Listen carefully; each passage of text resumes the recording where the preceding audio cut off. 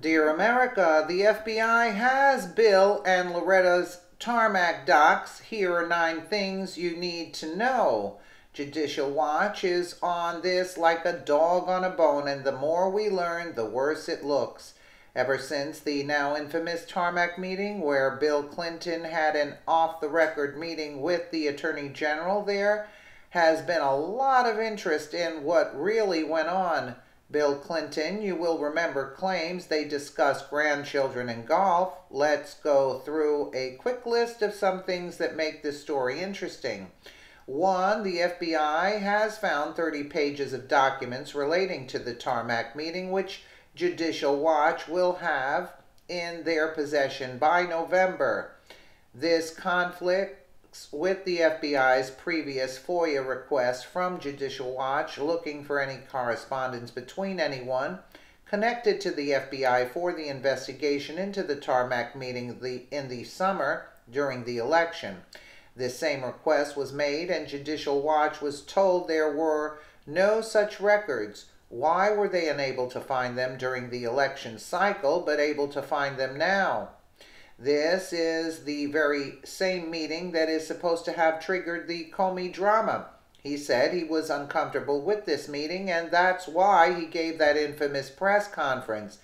This off-the-record meeting happened just days before the findings of the Benghazi hearing were released.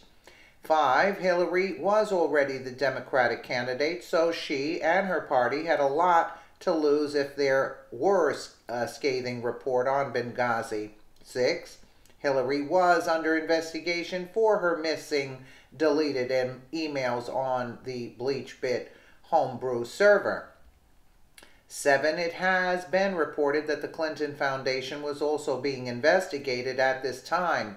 8. Any private meeting with the person who oversees these investigations constituted a very real conflict of interest, both for what Lynch could do for the Clintons and what Hillary, if she were to win, could do for Lynch in the way of political appointments.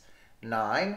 We have already seen the politicization, weaponization of other branches of the Obama administration, hostile to political opponents and lenient with allies. Why should we expect anything different here? And all this is before we know what's on those other 30 pages. Our guess is if it was worth suppressing, it must be juicy. And if it's juicy as we think it might be, we're going to need to break out the popcorn because it's going to be a hell of a show. We haven't begun to see dog eat dog. It's been a good week for draining the cultural swamp. Predators like Weinstein have been thrown into the light, and other dominoes are already starting to fall. Now we are one step closer to getting evidence. We need to do the same on the political side. It would also be good to know who's stonewalling all these FOIA requests in the FBI. Citizens have a right to know what their government is up to. Wouldn't you like to see some of those stonewallers subpoenaed to a Senate hearing too? The pendulum may have finally started swinging the other way, and we love it.